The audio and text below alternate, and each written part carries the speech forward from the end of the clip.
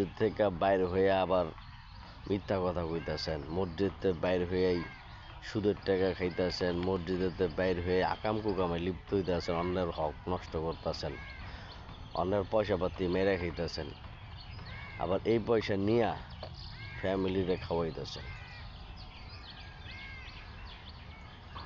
আপনার কি মনে হয় যে বারে বারে মসজিদে ঢুইকা নামাজ পড়তেছেন, আল্লাহর কাছে মাপ চাইতেছেন, বাইর হইয়া আকাম করতেছেন, আবার ঢুইকা মাপ চাইতেছেন, আল্লাহ খুশি হয়? না মিয়া, বিরক্ত হয়। এইসব লোকই বেশিরভাগ সময় প্যারালাইসিস হয়ে পড়ে থাকে, কারণ যাগো লগে আকাম কুকাম করে ওরা পরে এগুলো দেখে, তামসা দেখে।